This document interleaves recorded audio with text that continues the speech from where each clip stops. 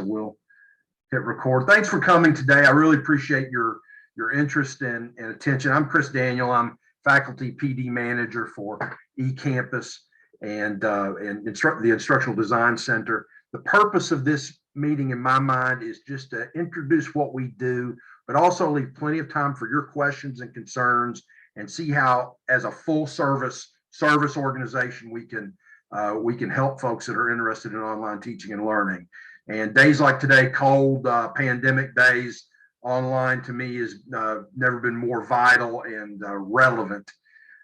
Briefly, I just also want to show the cohesion, because a lot of what we do, we rely on each other. We really rely on Lakin's area, because that's a full student service organization. From, hey, I might be interested in taking online classes, who can I talk to I'm in the throes of it and I need help, and what are the supports that the institution has for me as an online learner. That's all Lakin's area and a little more. And with Steve and the Instructional Design Center, that's soup to nuts. I want to offer an online course to students. What's the best way to make that happen?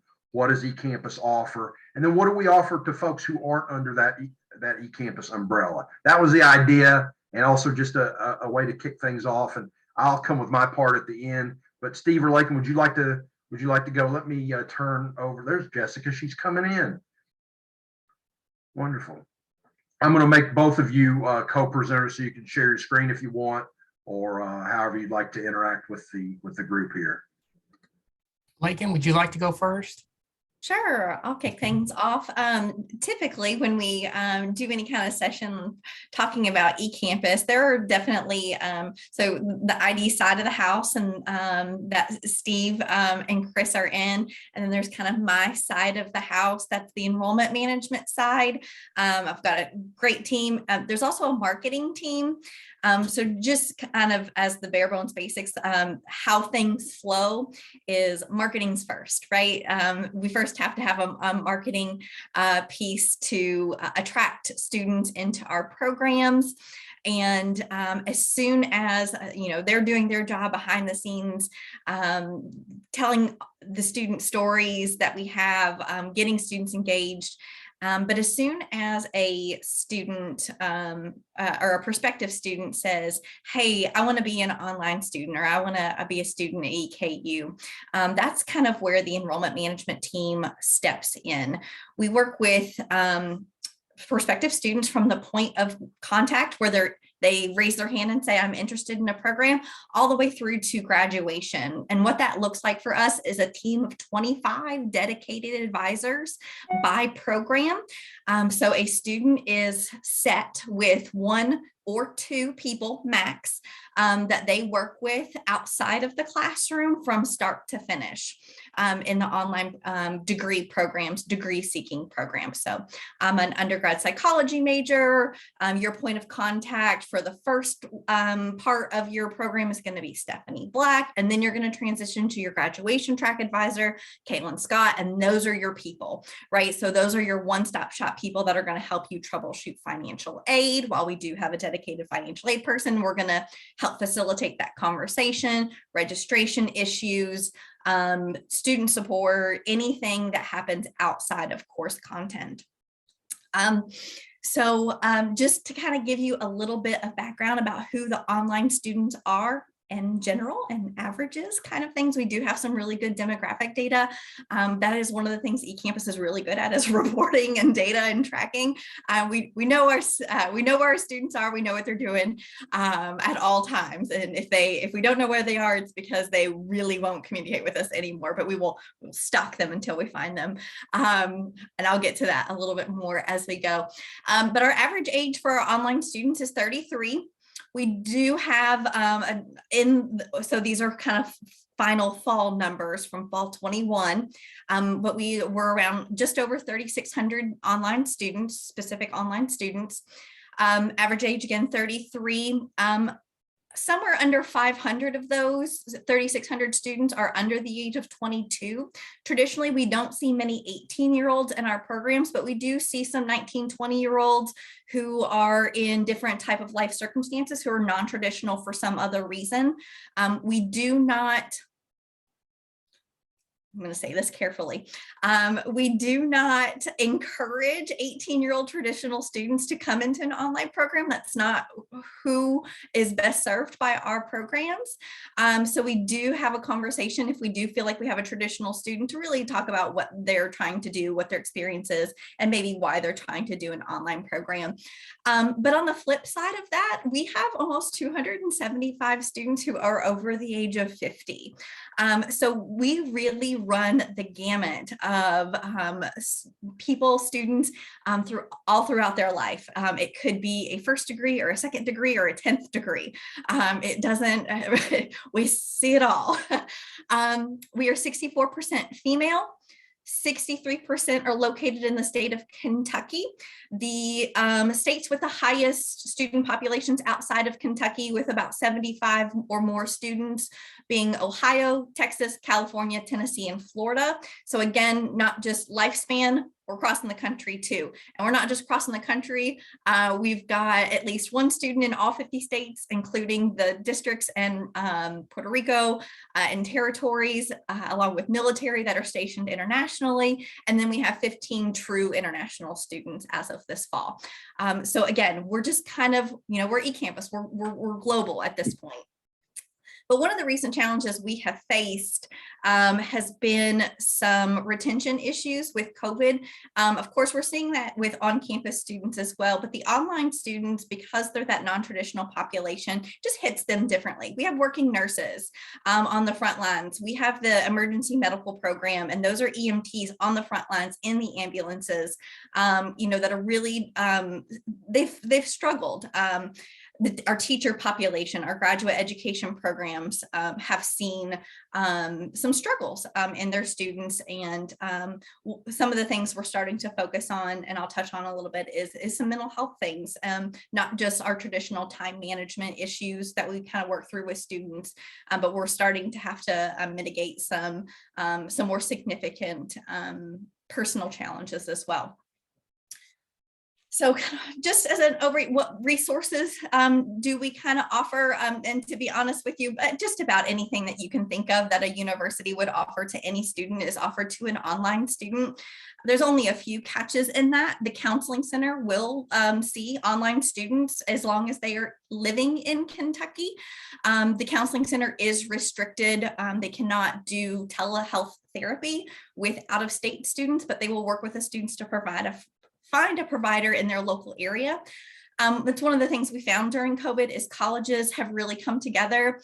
Colleges will call us, say, hey, we've got a student in Kentucky. Can you help us with this student? We'll call another college in another state that might be local to a student, and they can help that student as well. So that counseling thing has really worked out well for that pieces. But our advisors are the student's biggest advocate and resource, and they're kind of one-stop shop. So as long as they're a Campus 2 online student in a degree program, they know who their advisors are. We promise they have clear communications who their advisors are. So if they are having troubles or issues within a course or anything, always remind them that their advisor is going to be another resource that they can go to help provide them with any help, any support. And again, we do that thing where we don't shuffle them around. We either work on their behalf and then follow up, or we will engage as much as we can until we can no longer engage.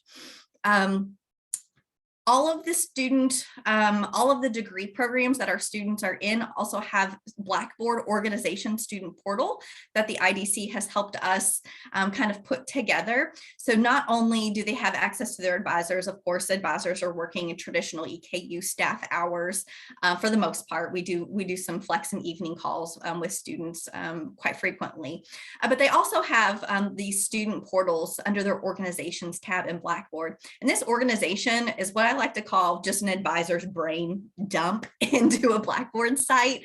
It's got everything that we can think of, from all of the resources, how to access things, how to register for classes, how to get your textbooks, how to make sure you've got that book smart email confirmation down.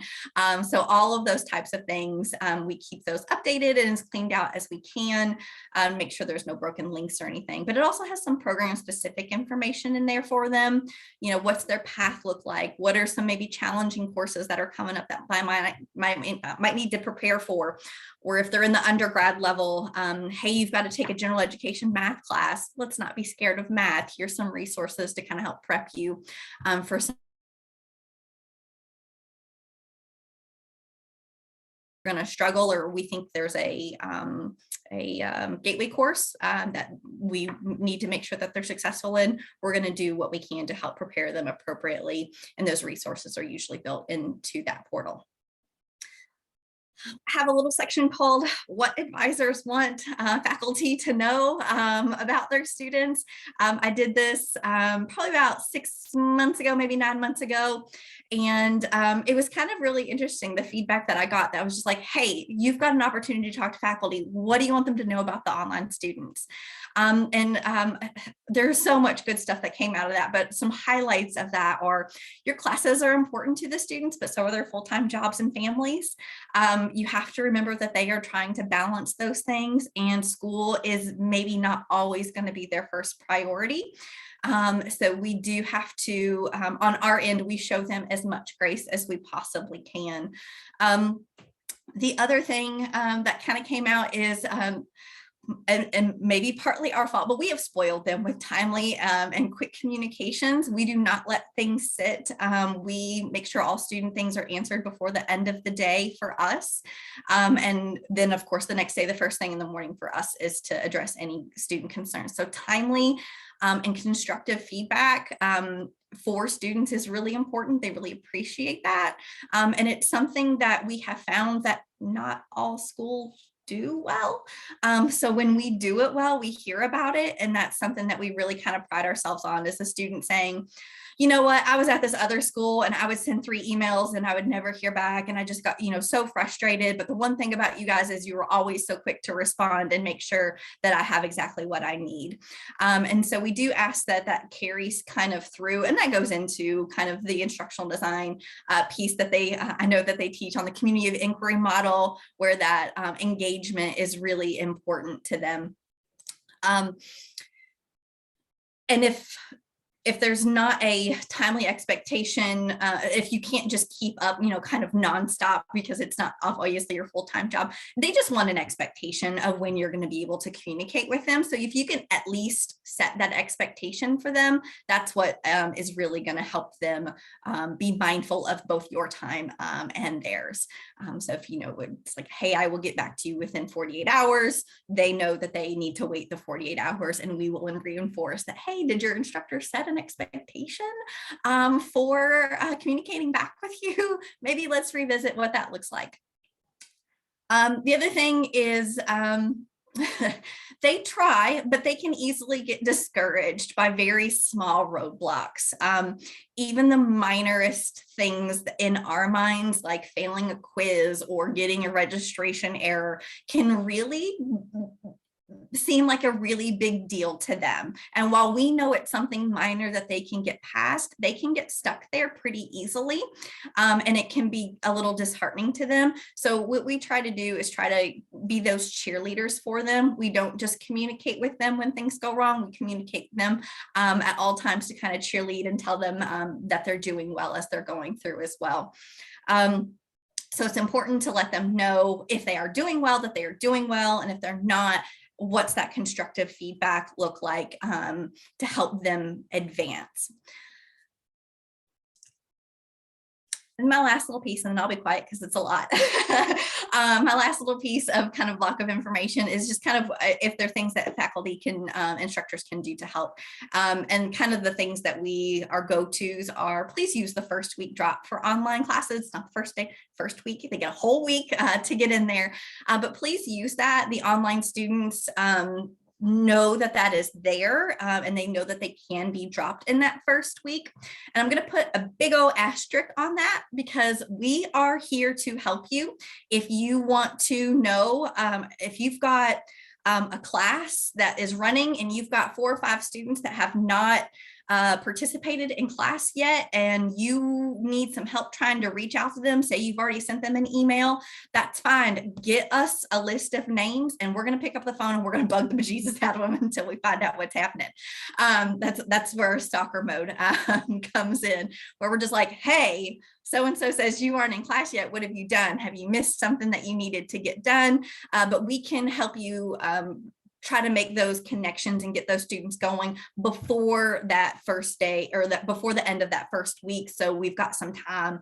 So if you can give us that on like a Wednesday or Thursday of classes starting, we'll get to those communications and phone calls as quickly as we can before that first week drop policy hits, to try to get them engaged.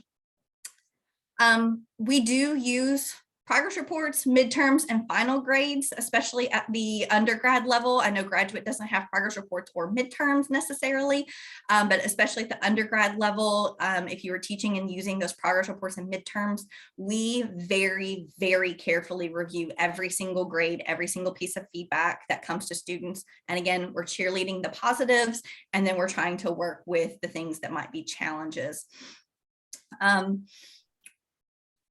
We do, let's see, if they're having any issues related to anything that is not course related, please refer them to their advisor, refer them. All else fails, send me an email. If you don't have to know who their advisor is, there is myself, Lindsay Greenwell, and Lindsay Turner. And between the three of us, it doesn't matter who you get an email to, we will make sure it gets to the right person to help those students out. But just remember, we're always going to be a resource for students. Now, we do have Campus One students in online classes. We are really good at figuring out where, or who is who. And if it is a Campus One student, we will engage either the Student Success Center with Dr. Sweat, or we will engage with an instructor or an advisor or a chair for on-campus needs, just to kind of help us out. Not that we won't help those students, we'll probably email and copy someone on it. But sorry, Chris, yes, my lingo gets away from me sometimes. The Campus One on-campus traditional students, we are more than happy to help facilitate getting them resources as well that make more sense for them to use. And that is my spiel. One of the best things from my perspective, as somebody who's been here a long time and also as an instructional designer, is those coordinators and advisors. They're the Swiss Army knife of the social aspect, the interpersonal aspect of what students are trying to do, how we're trying to help them. They're sort of not, I don't want to say counselors, because I don't want to change what a psychological or what a counselor is, but they're really good at bridging these gaps of time and distance. They're great ombuds people in terms of they can let these folks know what's going on in a course, good or bad, and that information, if an instructor is willing and wants to hear about that, they can get that information sort of informally in a safe way. And I just enjoy that. If there's a problem with something I've done in a course, I will inevitably hear about that. And it's just, and it's good because it's a way to get feedback that counts in a non-threatening way for the student.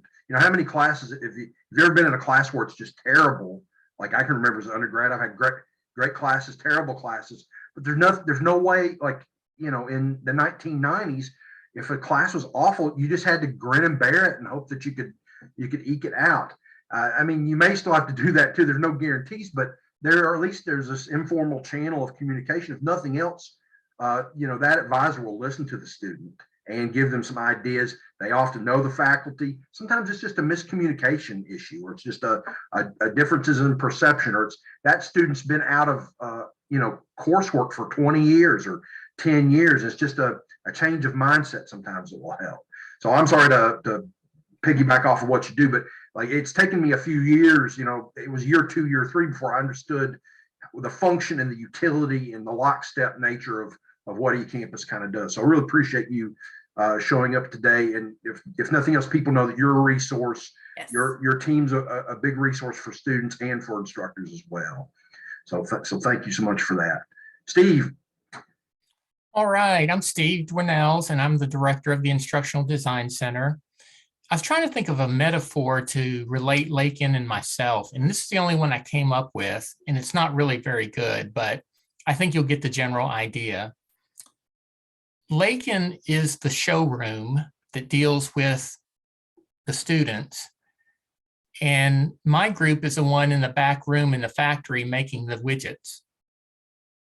Does that work? Well, it's maybe not exactly, because Lakin does a lot more than do showroom stuff.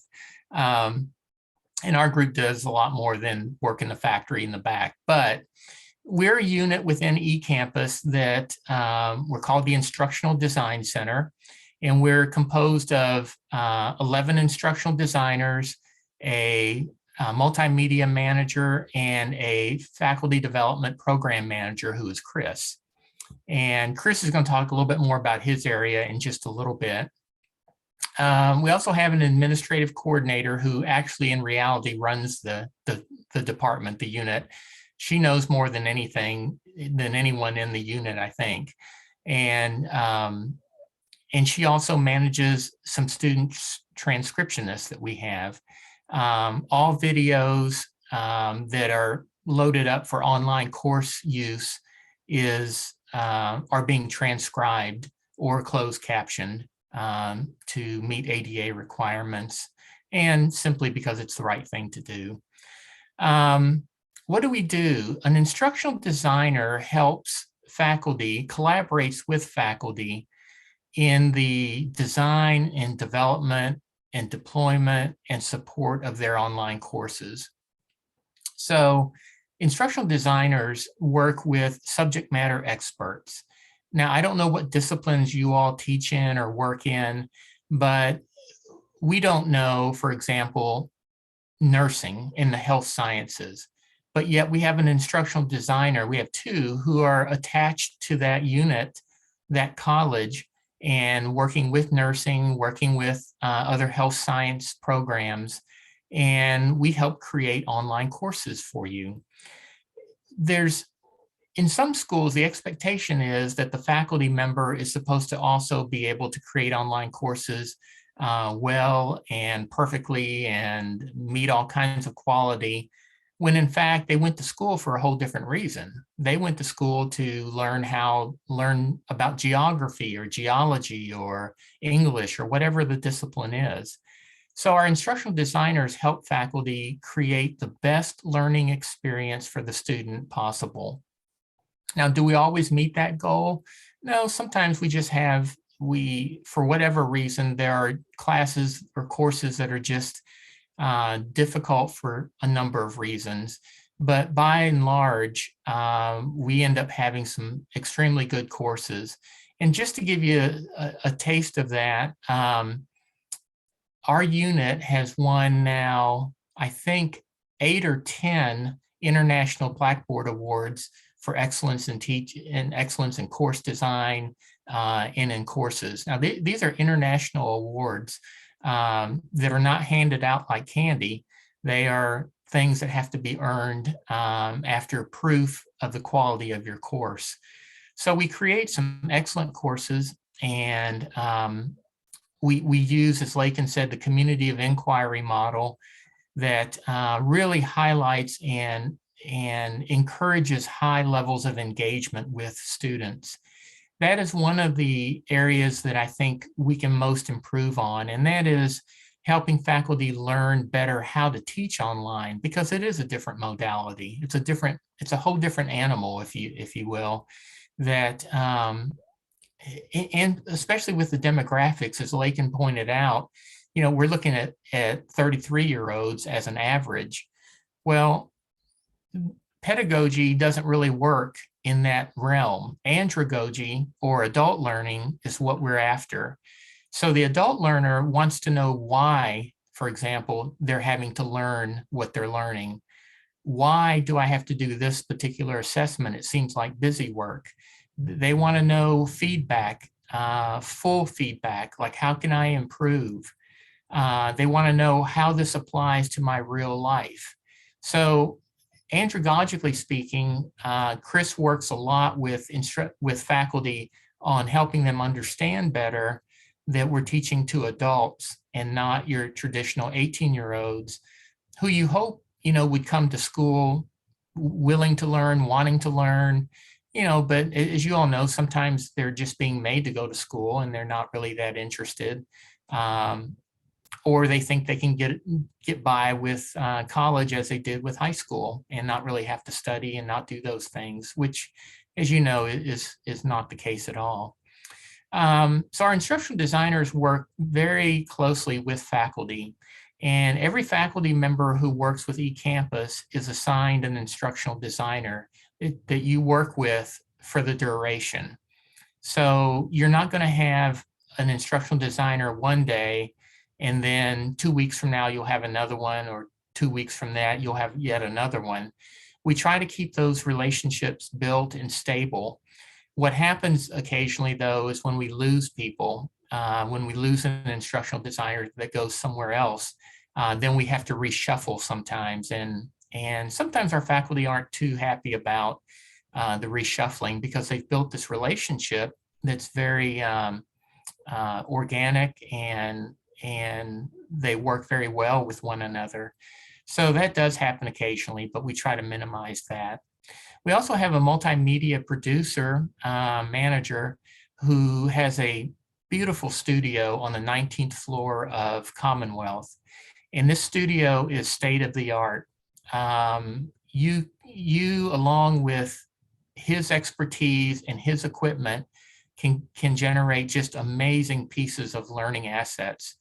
Now, a lot of faculty use this to record lectures, to record welcome videos in their courses, but there's so much more that can be done.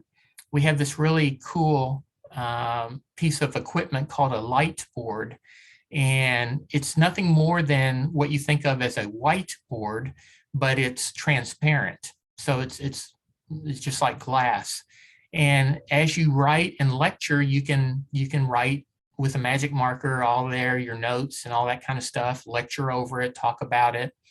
And then what happens is post-production, the image is flipped. So it looks like you're writing to the students so they can read it normally, not backwards. So it's very cool. And we've had a lot of math, economics, statistics, even some of the more liberal arts ones like humanities, anthropology even, have used the Lightboard as a tool. So our media production person can really create amazing pieces of software, learning assets for you. And again, this is just part of eCampus services, instructional design services, if you will. And then we have Chris. Chris is our faculty development program manager, and he'll go into more detail about what he does, but his is a unique position. I was on a call just yesterday with representatives from all the universities across the state, universities and colleges, and we meet monthly and talk about a great deal of things, what's going on at your school, what's going on with us, how can we improve, what are your ideas, and that kind of thing. And we're about the only school, I mean, there may be a couple of others, but we're about the only school that has a dedicated faculty development program manager. I mean, there are, at all the schools, there's somebody who does that kind of work, but usually it's an add-on to what their other responsibilities are. What we've developed here is a position, a full-time position for Chris to help develop faculty into more effective online instructors. And he does a tremendous job, and he's going to tell you some of the different opportunities and resources that you have available because of him and his work. So I'm trying to think if there's anything else. Oh, one last thing is all of our online courses have to pass what's called Quality Matters. Quality Matters is nothing more than a nationally recognized, maybe internationally, I'm not sure, but I'll say nationally recognized rubric for best online course design. Has nothing to do with teaching, it's with course design. So every course that passes, that has to pass that rubric, and every one of our eCampus courses have to be QM certified before they can be deployed. So you can rest assured that the course that gets created by you and the instructional designer will pass that QM review, because the instructional designer knows quality matters inside and out. They know there's like 40 or 45, something like that, characteristics that the course has to meet in order to pass. And so that signifies a quality course according to national standards. So it's a wonderful tool, and it's one that we use frequently. Well, we use it with every course that gets designed or redesigned. And it does produce a quality course. I think that's all I've got, Chris, unless there's any questions, or you want to hold it for the end after Chris gets done. I like it informal. Somebody jump in and say something, ask something, or I'll do my little talk, and then you can interrupt me or ask at the end. Thank you, Steve. Let me share my screen real quick, and I just want to give you an overview. I started working for EKU a bunch of years ago. Been here almost as long as a guy named Mike Hawksley, and we have lots of jokes about that. Mike, I don't know, he's one of the spirits of EKU, and he retired recently, and I've been thinking about him recently. I'm glad he's doing well. So he's doing good. It's excellent. Let me try to share my. I got the right screen here. We'll see here, won't we? Yes, that's the right screen. So a long time ago, my first director, his name was Jim Keith. We were in a meeting one time talking about a lot of stuff, and computer nerds like to get into specifics. And he just hushed the room. He said, "Look, folks, I just want you to get out there and help people." And that really stuck with me. That's really the essence of what I want to do as your PD manager. I want to give you the help and the information that you need to be successful in helping our students. And toward that end, we have a lot of great programming that was conceived before I came into this role, and I want to uphold that, and also maybe go in some directions that I think will serve different audiences in different ways. So with that, toward that end, let me know how I can help you get what you need to help yourself help your students. And email, phone call, smoke signal, Telegram, anything that any way you want to communicate with me is great, and we'll get you the help that you need. And I don't mind doing individual sessions. There's just economies of scale if there is a department need, or if there's a group that has a particular need. That's probably a more efficient use of everybody's time. At the same time, if you have a question, I'll get you the answer. I'll get you to someone that can. So our main website right now is idc.eku.edu. It's filled with resources, inspiration examples, and tutorials on various things. And I know nobody has time to go browsing web pages, but we spent a lot of time building what we've done in the Instructional Design Center. And so there's some good examples there. I just want to point out a couple things that we do on a regular basis that I think could help some folks. First of all, just like we're having this session, we have online teaching and learning workshops, at least one a week throughout all the regular spring and fall terms. So I try to announce those about 3 weeks in advance. I don't like to, we've got a bunch on the schedule, but last minute people I can get an email tomorrow about something that's going to happen 3 weeks from now, and there needs to be a change. So I hate to announce those things, get people registered, and then have to cancel. So this is a rolling, ever increasing list of the workshops that we give. I'm giving one tonight at 7 p.m. just to get to know you, explaining our services and fielding your questions. So if you know anybody that's a part-time faculty member, or somebody that works during the day, regardless of whether they're full-time or part-time, just doesn't have time to do these, send them to me at night. Get them to send me emails about things they want to learn about. I'm glad to try to incorporate those. So this is our online teaching and learning workshops page. And for every link that we have that's a registration link, that gets turned into a recording link at the end of the session. So I always try to put those recordings on YouTube. I link them to this page. If you register for an opportunity and you can't make it, I send an in case you missed it email.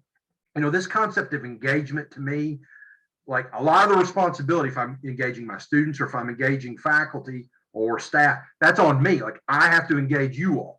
So I'm trying to hit, you know, as many different means as I can to try to get you what you need. So this is one way. This is our online teaching and learning workshops. We give about 80 of those in spring and summer in total. And I'd like to incorporate more part-time folks and facilitators into that.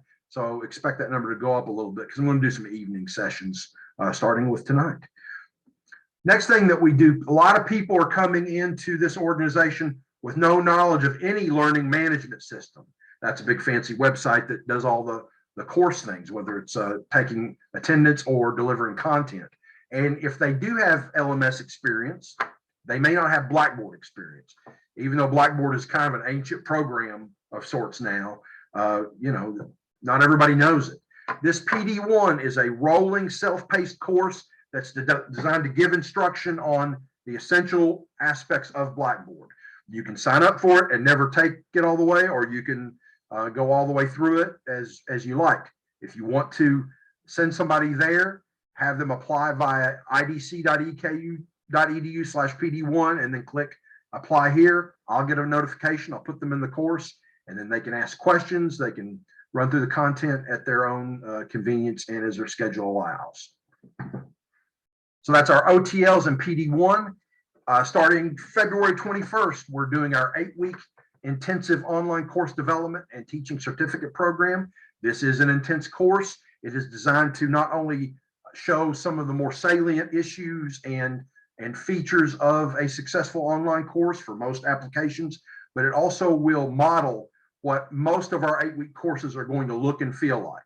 So it's a great opportunity to get, if you've never taken an online course, to actually take an online course.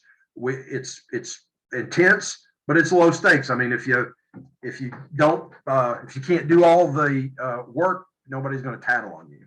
And we have people for various reasons who have to drop out midway. Not that I'm encouraging that, but it just kind of happens. If you work and have a family or have you know, serious commitments outside of work, it's difficult to run through this class. But we've had hundreds of people enroll and succeed, and most of them, probably 95% of them, have said that that's, although it has been challenging in terms of just the sheer amount of content, it's been worthwhile.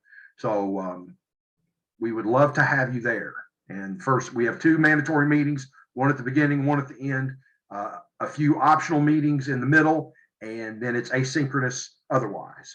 So please give that a look at idc.eku.edu/PD2, and then you can look at the frequently asked questions list and apply if you're interested. And we'll kick that off February 21st. Hey, Chris, Yes, there was sir. a good question in the chat room. Is PD2 good for facilitators? Absolutely. Or just IORs? Yeah, I encourage any EKU connected individual to give it a look. And would certainly encourage facilitators, because our facilitators often end up being instructors. I mean, that happens pretty regularly. And if nothing else, it just gives you an idea about what's the student going through. Because the time compression is real. When you've got an assignment Thursday and then another one due on Sunday, you know, your students have to get through that too. I mean, it's a similar structure where things are due a couple times a week, and then there's some terminal performance or some final project or a paper that's due.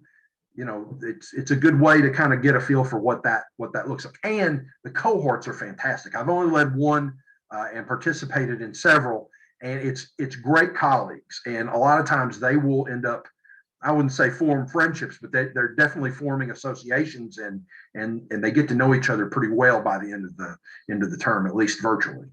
So it's a great experience for that reason. Darlene, if you want to enroll in PD1, I'll send you the direct link once we get done here, or you can just go to idc.eku.edu/PD1 and fill out that form for me, and then I'll get that and put you in.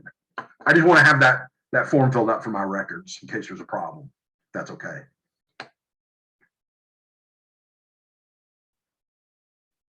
that is essentially our base services. I'm going to offer more as we go along. I've got some other ideas about how I'd like to engage folks.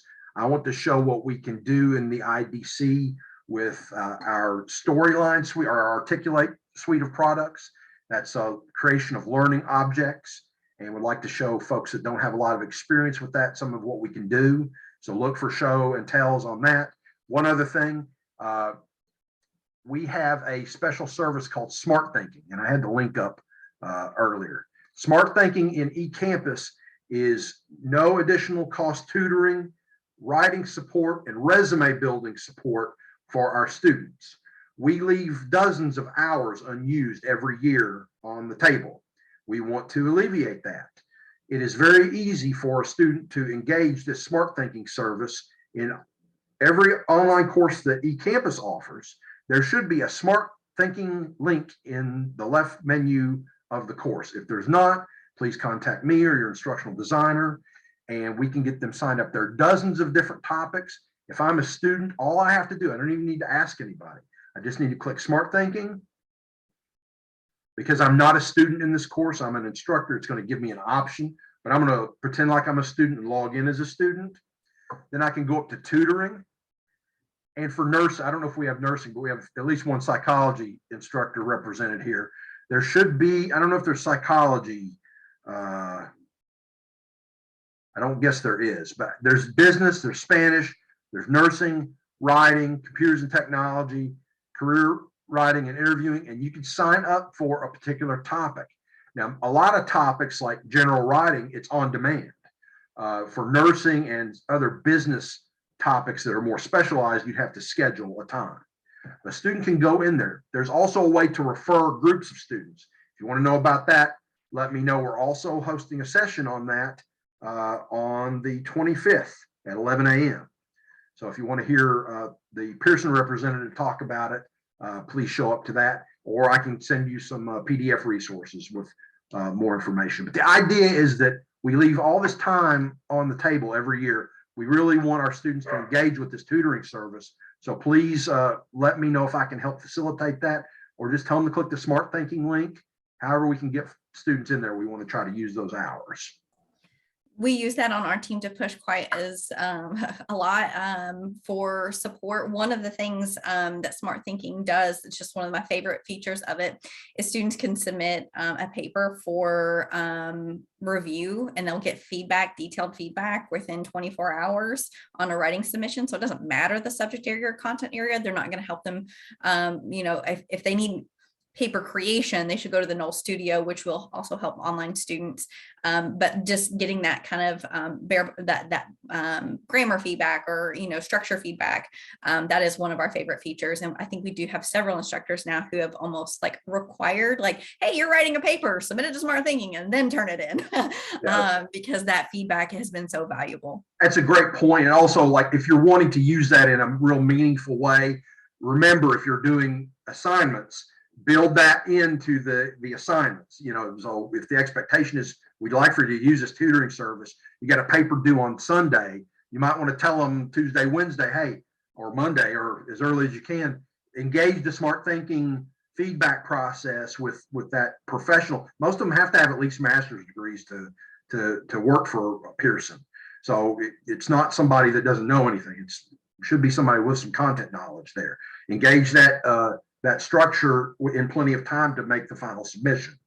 And I like that. And also same with math. If you're going to have them get math support, work out a problem, show a worked example that is going to be very demonstrative of what your expectation is in terms of their learning, and allow them to have that with the, as they go to the tutor. So build that in, think about that as you're building the instruction or building the term out. Yeah, and please know that, this is a free service, so to speak. I mean, the student isn't paying anything. You're not paying anything. This is free help for the student. And I think another school I know of that's using Smart Thinking is having the same problem that many schools have, and that is leaving a lot of hours on the table. because I think there's a little bit of a misunderstanding about what smart thinking is. It is a free service that can provide really, really good services for our students. And, I strongly recommend to all faculty to really make that a part of their courses. And even if you didn't see your subject area or content area in one of those boxes, we have realized, I mean, they have so much more behind the scenes. Some of it's in a weird categorization piece. So just maybe attend that smart thinking session with the tutor or with the smart thinking rep if you're interested in that, because I don't want you to be discouraged by not seeing that psychology on the forward facing. It's there. It's just maybe buried in categorized as a different area. We found programming that we didn't think we were going to find for a very specific graduate. Yeah, I remember that. Thing. So we can find all kinds of things. So sometimes we just have to ask. How can we help? What are your questions, your concerns, your observations? Well, Mike, just hearing about all these resources and following the links that you posted has been very helpful. And it just reminds me again, how much is there if I go digging for it, and you don't have to dig too far. Well, and let us help dig for you too. I mean, shoot me an email. We'll get you an answer. I think part of the support issue is that, faculty can do a lot of things, but there's only 24 hours in a day. So let us help try to, abbreviate that for you. Thank you.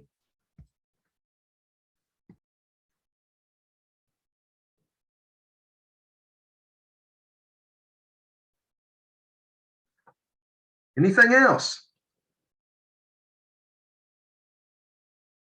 Well, I really appreciate your all's interest and enthusiasm today, Steve and Lakin. Thank you so much for attending today. Look for more of our programming. If you want to participate, your colleagues like to hear more about what you have to say about online learning, some tips that you've sort of incorporated into your practice than they do listening to me. Although I think I have some things to say, especially about the technology and the usability, but they want to hear from you a lot. So if you want to partner up and do one of these sessions, we'd love to have you. If you have ideas about what you think would make a good session or a good series, let me know. I'm all ears and would love to get that on the schedule. So please get in touch with that. If there's nothing else, I'll go ahead and end the recording. And I thank you all so much for showing up today.